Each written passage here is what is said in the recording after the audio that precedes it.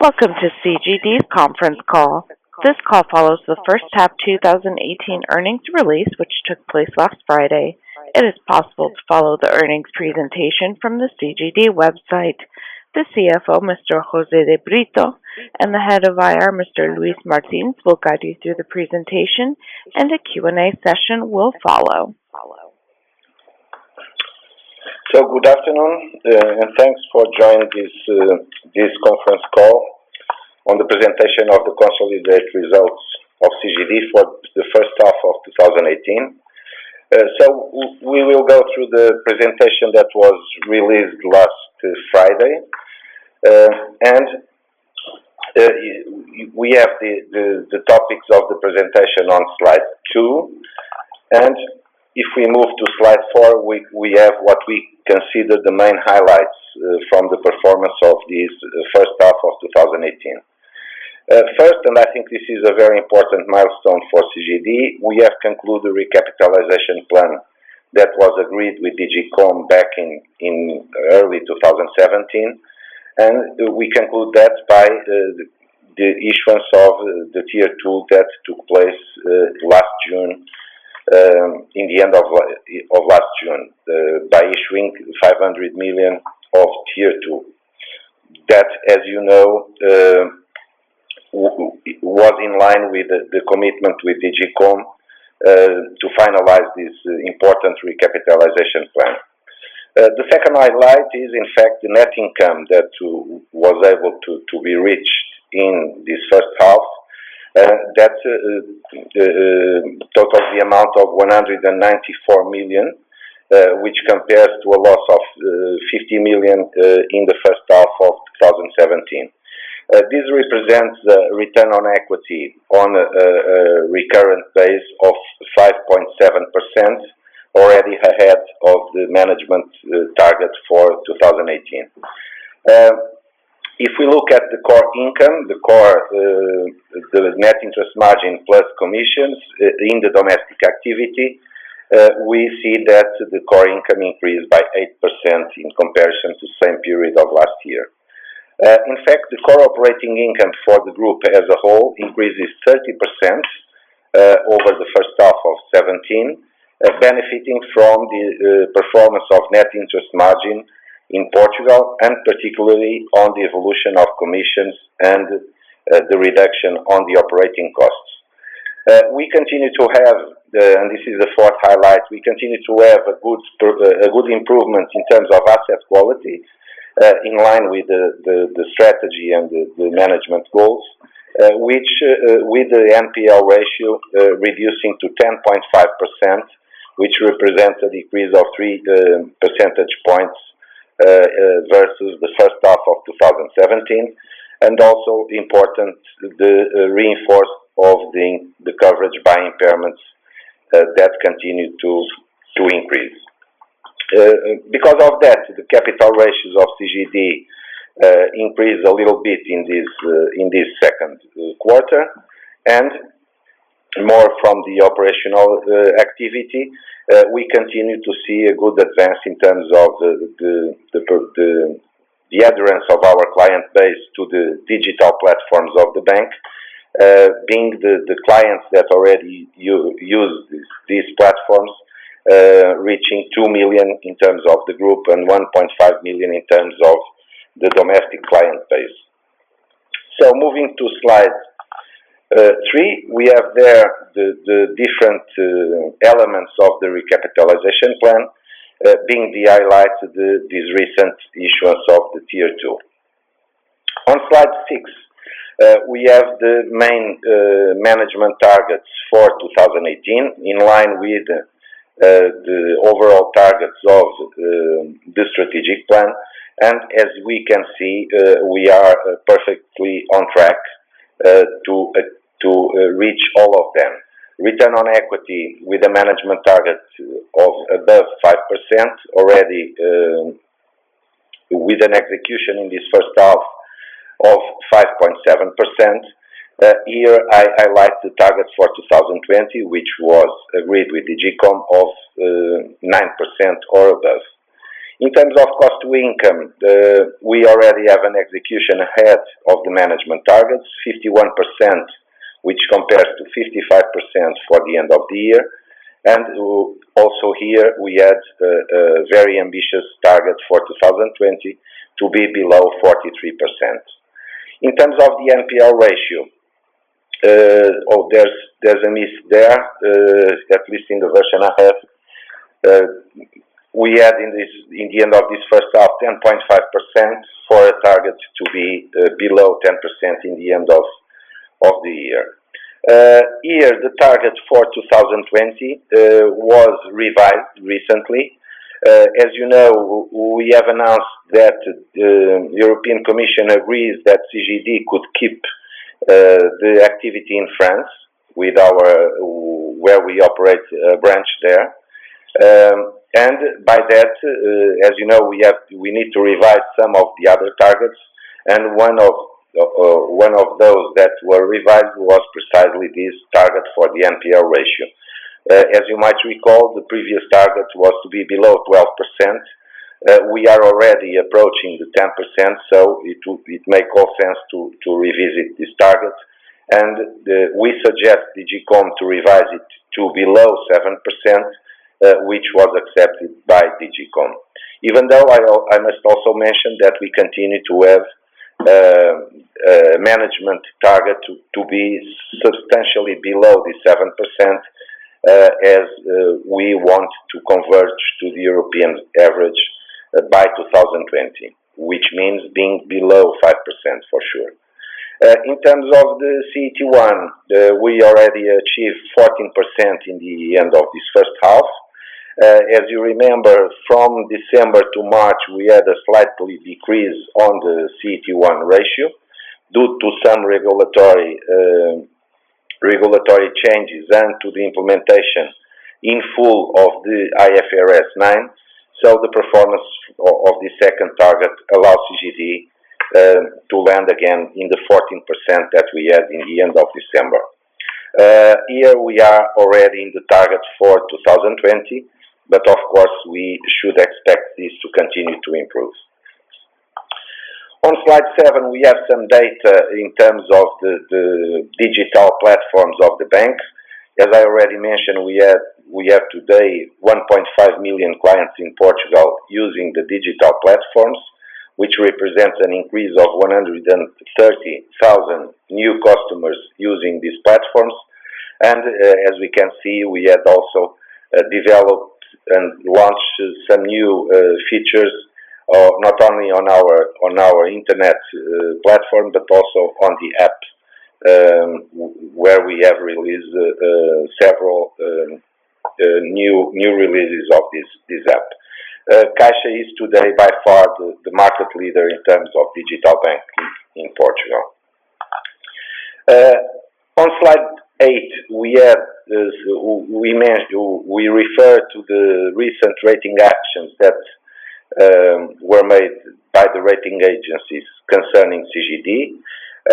We highlight the upgrades from Moody's from B1 to BA3, and also the revision of the outlook from the BRS from negative to positive, which could envisage a future upgrade that we expect to take place maybe in this second half of 2018.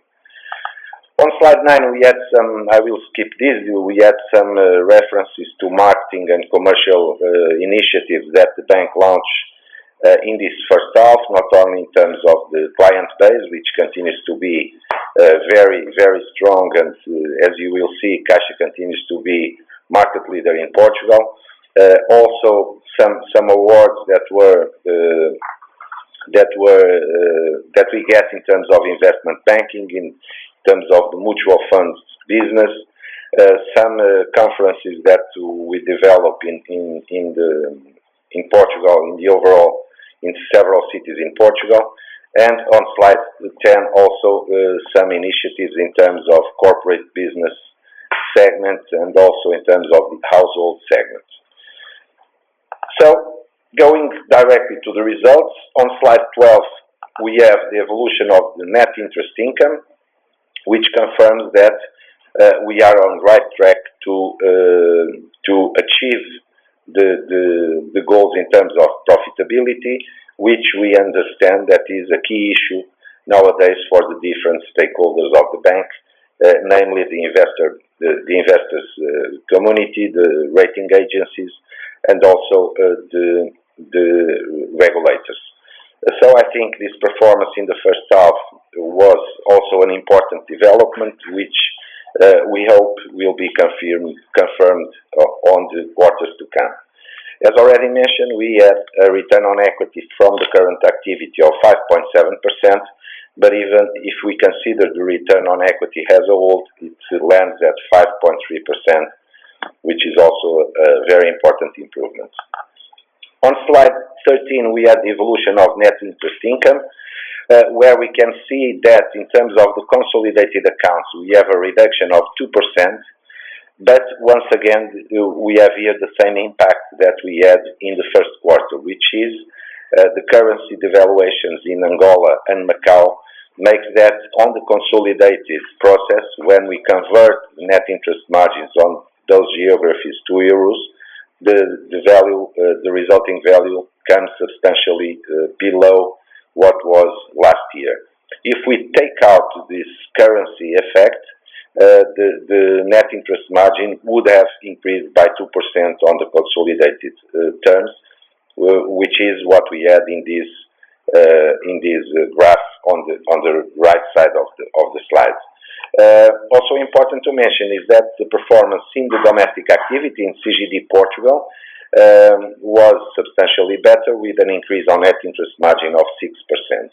Even though I think we should expect this evolution of net interest margin in Portugal to lose some pace for the next quarters, as the repricing of liabilities is almost reaching its capacity, as we are now pricing our deposit base very close to 0%. So on slide 14, we had the evolution of the net interest margin in terms of percentage points. We had a slight positive evolution, not only in the consolidated activities, but also on the domestic activity. And as I already mentioned, this comes mainly from the repricing of liabilities, especially in the domestic activity. So at least we should expect this to stabilize for the next quarters. On slide 15, we present the evolution of net fees and commissions. Here, a very significant one, where we have an increase of 10% on the consolidated accounts year on year, and 13% in terms of the domestic activities. And as we can see from on the right side of the slide, this performance comes mainly from the cards, payments, and the commissions on bank accounts. So on slide 16, we present the evolution of total operating income. And as you might recall, in the first half of 2017, we had a very expressive profit in terms of net trading income of 280 million, which we consider that is substantially above what we can expect on a recurrent basis. So this is the reason why the total operating income decreased by almost 15%, as the total net trading income for this first half of 2018 was just 51 million euros. However, if we look at the core operating income, which is what we present in the graph on the right side of the slide, we could see an increase of 2% on this first half of 2018 in comparison to the same period of last year. This positive evolution was mainly driven by the evolution in net fees and commissions, as we already seen. Moving to slide 17, we had the evolution on the cost base, a positive path in line with what was projected in the strategic plan. with a reduction of 12% in terms of employee costs, 13% in the other administrative expenses, and 33% in depreciation and amortization, resulting in a total decrease of 14% in the global operating costs. This is an important step as I already mentioned, we need to achieve a cost to income of 43% in 2020. So looking at slide 18, we had the evolution of net core operating income, and more than the increase of 13% on a year-on-year basis, we can see that we are having a very sustainable path in this since the December 2016, as the net core operating income is increasing every quarter. Moving to slide 19, we had the evolution of also two important targets of our strategic plan, the evolution of the number of employees in the domestic activities, and also the evolution of the retail branch network in Portugal. As you know, we have targets for these two elements, and we can see that we had a reduction of 418 employees in these first 6 months of 2018, and also a reduction of 65 branches in Portugal, also in these first 6 months. Both numbers are pretty much in line with the targets for the end of this year. So on slide 20, we can see the evolution of the cost to income, which lands at 51% in the end of June. On a good progress towards the goal for 2020. If we look to the cost to core income, which is shown on the right side of the graph, we can see that we have a sustainable evolution since December 2016, reaching 56% in the end of June. On slide 21, we present the contributions to the consolidated net income from both the international activity and the domestic activity, and the main highlight is precisely the evolution on the domestic activity, which comes from a loss last year. Of course, this loss last year was much driven by the extraordinary impairments that were made for the expected losses on the sale of international subsidiaries, close to 320 million. But nevertheless, I think it's important to highlight this positive evolution, and the domestic activity in these first 6 months of 2018 already contributed with almost 120 million for the consolidated net income. On the international activity, this decrease was mostly explained by the fact that last year we had an extraordinary profit on the sale of a subsidiary in Brazil, above 40 million euros. If we exclude that, we could see that we have a slight reduction, pretty much linked to the currency devaluation from in our Angolan subsidiary, which of course impacted the consolidated net income. On the right side, we had the main contributions with the usual suspects: BMU Macau, French branch, and BCI Mozambique. Angola doesn't appear precisely due to the currency devaluation that occurs in this first half of 2018. So moving to the balance sheet, on slide 23, we have the evolution of the market shares, pretty much stable. CGD continues to be market leader in Portugal with a market share of 26% in terms of customer deposits, and 29% in terms of household deposits, and in terms of credit, a market share of 20% and 25% on the mortgage segment. On slide 24, we present the evolution of the business volume, considering the total resources from clients and total loan book, where we can see that we had an increase of 1% in terms of the business volume from December 17 to June 18, and once again much driven by the increase in customer resources on the domestic activity. And this is precisely what we show on slide 25, where we can see that in these first 6 months of 18 we had an increase in almost all the components, an increase in the deposits in all segments, in the corporate segment, household segment, and institutional. Also an increase in bank assurance products and investment funds, which is a reflex of the commercial policy that the bank has adopted in order to promote off-balance sheet products within our customer base. On slide 26, we have the evolution of credit.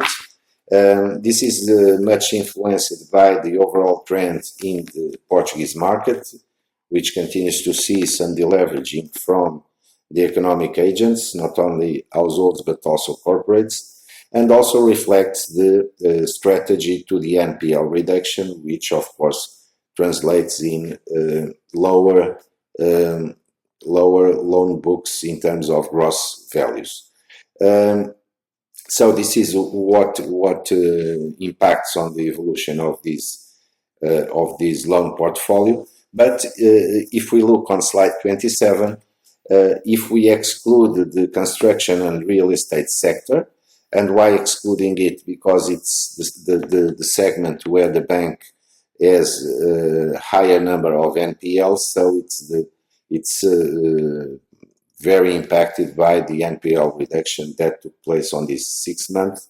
So if we exclude these specific sectors, we can see that loans to corporates in Portugal are already growing since December last year, with an evolution of 6% since December until June. So sorry for these technical problems. We are just aware of that a few minutes, so we don't really know when you stop to listen us, but I will go back to slide 28 for the asset quality. So on slide 29 we had the evolution of the cost of credit risk, where we can see that we had I would say an increase in this second quarter of 18, with the cost of credit risk reaching 38 basis points. This was not particularly related to any situation. This is just a management option to increase the impairments in order to also increase the coverage ratio on the NPL book. Because as we have now a more ambitious target and a more ambitious strategy to reduce the NPL portfolio, we think it would make sense to also increase the coverage on those portfolios in order to facilitate the potential sales of some of those portfolios. So because of that, we had this increase on cost of credit risk to 38 basis points, which represents credit impairments of 130 million. It's also true that this evolution of cost of credit risk and these 38 basis points are more close to what we consider that could be the natural cost of credit risk on a cruise speed for the future, which is closer to 50 basis points. So on slide 13, we had the evolution of the NPE and NPL. Once again, I would highlight the NPL ratio of 10.5%. As you know, we had this management target to be below 2 digits by the end of 2018. I think we can say that we will achieve that, and hopefully to be substantially below 10% in December, as we are now in the process of sale of the 3 portfolios of NPLs, which, if succeed, would have a significant boost to the reduction of these ratios. Also to mention, and I think is important, the increased coverage with a coverage by impairments of 61.6% in terms of the NPL book. On slide 31, we have the evolution on these first 6 months of the year, where we can see that the cures and the other includes cash recoveries are the most important drivers to the reduction of 1.1 billion that was achieved in these first months. Since since December 2016, the start date of the implementation of the strategic plan, the bank already reduces 3.8 billion in the NPL stock, which represents 36%.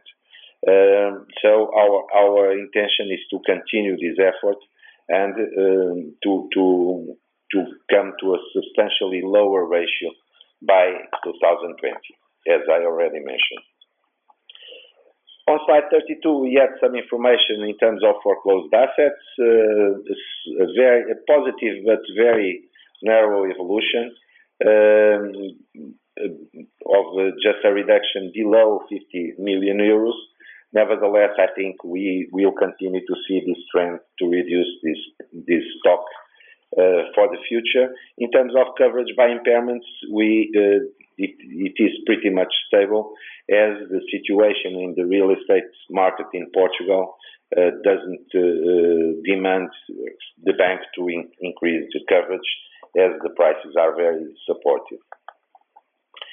In terms of liquidity, and moving to slide 34, we had a very important and significant reduction in terms of ECB funding. We made some public disclosure of that. In the end of June, we reimbursed 2 billion of ECB funding on the TLTRO2 due to the very positive situation of the bank in terms of liquidity, with a significant excess of liquidity, which is being penalized, being deposited in the ECB. So the decision was to reimburse the TLTRO2.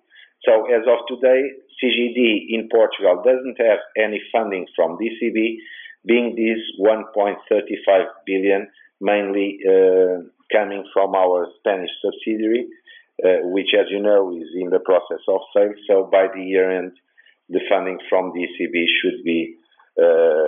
should have no expression in our balance sheet.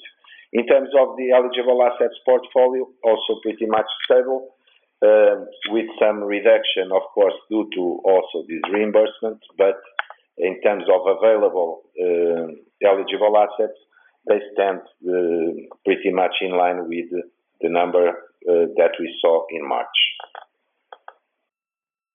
So in terms of, on slide 35, we had the wholesale debt maturities. Once again, a pretty much light calendar with no pressure at all. So I think this is not an issue for the bank. And on slide 36, we had the evolution of the funding structure of the bank, where we can see that the customer resources continue to be and will continue to be the main source of funding for the bank. Once again, the loan to deposit ratio decreased a little bit once again to 84%, which shows in fact this aspect that I already mentioned, that the bank is living today with excess liquidity, which of course has some costs, but is also a signal of the very resilience of our customer base, especially in Portugal. On slide 37, we had the evolution of the LCR. As you know, this ratio is very much impacted by some one-off outflows or inflows, and this is the only reason for the reduction from March to June, even though it is very substantially above the regulatory requirements. So moving to capital, on slide 39, we had capital ratios in the end of this first half, 14% in terms of CET1, both in terms of phased-in or fully implemented, and 60.5% in the total ratio on a phased-in approach, 60.2% on a fully implemented base. As you know, these capital ratios have already all the impacts coming from IFRS 9, as the bank didn't opt to the phased-in approach that was that was possible. So we decided to took all effects in the beginning of January.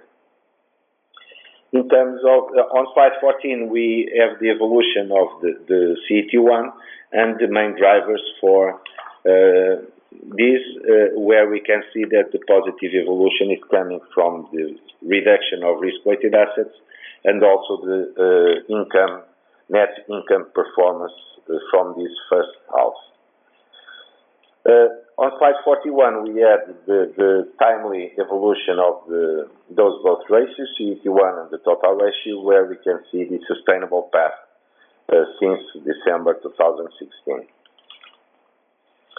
On slide 42, the evolution of other ratios, the risk-weighted assets density, a small decrease, 55%. Also an important evolution on the taxes ratio, landing at 61% in the end of June, and the leverage ratio pretty much stable since 2016 with a 7.8%. Finally, in terms of the capacity to pay the coupons on the AT1 and the capacity to have future dividends, where we can see that we have very comfortable buffers, above 2 billion in terms of the MDAs, and in terms of the distributable items, also the capacity to pay the coupons for a long time. So to end and to start the Q&A, we have the highlights, the wrap-up on slide 45. So a positive evolution of the core activity of the bank, good evolution on net interest margin in Portugal, good evolution in fees and commissions, which reflects in the core income of the bank. Also good evolution in terms of operating costs. Asset quality continues to perform well and in line with the targets of the bank and the targets of the strategic plan. Liquidity, a very strong base of funding available, so a very strong position in terms of liquidity. And finally, capital with a very positive evolution and a reinforcement of the capital ratios already in this second quarter of 2018. So this is it. We can open the floor to the Q&A. At this time, if you would like to ask a question, please press the star and 1 on your touch-tone telephone. You may withdraw your question at any time by pressing the pound key. Once again, to ask a question, please press star and 1 on your touch-tone telephone, and we will pause for a moment to allow questions to queue. And we will go ahead and take our first question from Samir Adatia with Citibank. Your line is now open. Hi, hello, this is Samir Adatia from Citibank in London. So I've got a few questions on my side. Firstly, what progress have you made on the large-scale NPL disposals planned this year? I recall you plan to sell 2 portfolios. And more generally, given you've disclosed a more ambitious NPL target for 2020, do you foresee any more large-scale NPL disposals ahead? Secondly, in terms of the progress of your international operations, how is that going? And are you still having issues with the Brazil operation, or is that still going ahead as planned? And finally, scope for further supply, I guess. What's the timeline on the implementation of non-preferred senior in Portugal? And more generally, do you expect the issuance of any preferred or non-preferred senior this year from yourselves? Thank you. Okay, so thank you. Well, in terms of the NPL plans, we are already almost closing the sale of 2 portfolios, and we expect to close a 3rd sale by the end of this year, by the 4th quarter of this year. Those portfolios in total represent roughly 1.2 billion gross value, which, if we succeed to conclude the sale, will represent a significant reduction, as you can imagine, in the NPL ratio. But as you can imagine, each sale process is different. We are almost closing one of the portfolios that we expect to take place in these next weeks of roughly 250 million. Then the biggest one, close to 700 million, we still expect to close by September, but we are not sure of that. But if not September, at least October. And then another portfolio of roughly 250 million we expect to close by the end of this year, December, but it could be delayed for next year. Having said this, we are starting to work on the fourth portfolio to be sold by 2019. So this is pretty much what we have in terms of NPL sales. Of course, we always can have individual sales, but I'd say this is the main driver. Also important is the continued trend that we are seeing of increased cures and cash recoveries on the overall NPL portfolio.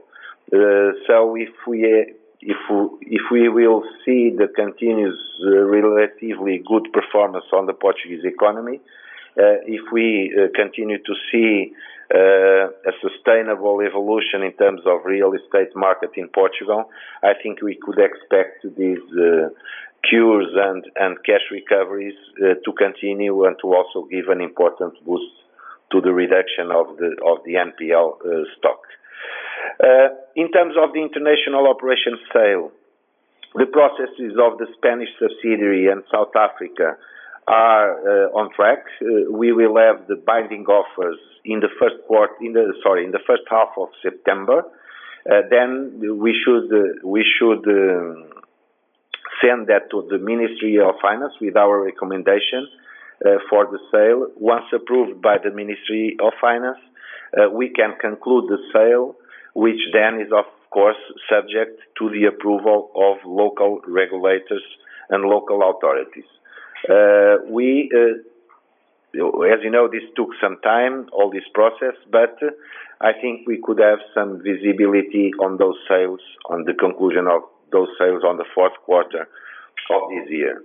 In terms of the Brazilian subsidiary, the process starts with some delay. We are just now hiring the legal advisors and the financial advisors for the process.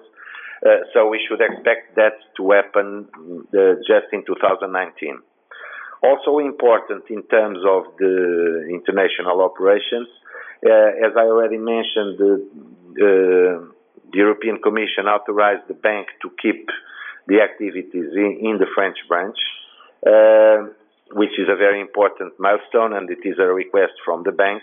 But also we propose to DG.Com that we will reduce the activities in Cape Verde, and we will reduce the stake we had in the Mozambique subsidiary, where we have close to 60% of share capital. We will reduce that to 51%. In Cape Verde, we had two small banks. Our commitment is to sell one of them. We will start to work on this on those next weeks, even though these commitments in Mozambique and Cape Verde are to be fulfilled by 2020. So not on the same time frame as the other international subsidiaries. Finally, in terms of the non-preferred senior, we had, as you know, I think I already mentioned, we had the intention to go to the market again next year. Initially, our thoughts are for a tier 2, but of course, if the NPS legislation is implemented in Portugal, and we can expect that to happen until the year end, we might change this intention and go for a non-preferred senior issuance maybe in the second half of next year. As you know, we still don't have the MREL requirements from the SRB. We could expect that to happen until the year end, and by that time, according to what will be the requirements and the time frame, we will adjust the strategy for future issuance.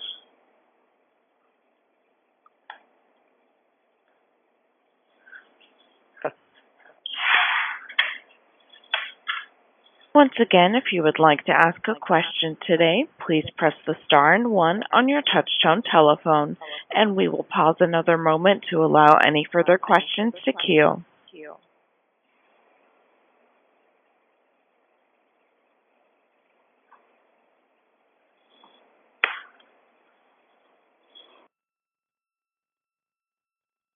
And we will take our next question from Jacob Lickwa with Royal Bank of Canada. Your line is now open. Hi there. Thank you for holding the call. One quick question about the cures. They accounted for a relatively high proportion, slide 31 by the way, they accounted for a relatively high proportion in terms of the reduction of NPLs. Could you comment a little bit about the behavior of the NPLs that were cured after they were reclassified as performing, please? Thank you.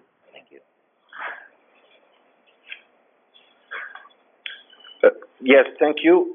Well, we followed the rules from our regulator. After restructuring the loan, they stayed in quarantine for at least 12 months and in some cases 24 months. Only after those quarantine periods, without any incident, they could be considered performing again. And we follow these rules from European Bank Authority and Bank of Portugal very strictly. Any incident that we had during this quarantine period will disqualify the loan to be considered performing again. What happened is that the cures have increased on these, at least on these last 3-4 quarters, I would say 3 quarters, because we had some cases back from 2016 and some cases from 2015 where we had some restructuring, which is now paying off because those loans are in fact performing. But this is the methodology that the bank follows, is following strictly the rules from EBA and from Bank of Portugal. Okay, thank you. Thank you. And once again, that is the star and 1 to ask a question.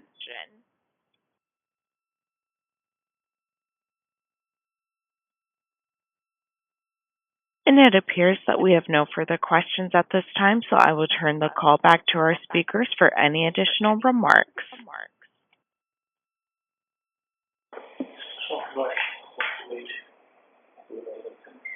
Okay, so thank you very much for your presence. And please, if you have any further questions in the meantime, please contact our investor relations. They will be more than pleased to answer your questions. So thank you very much. Good afternoon for all of you. Thank you.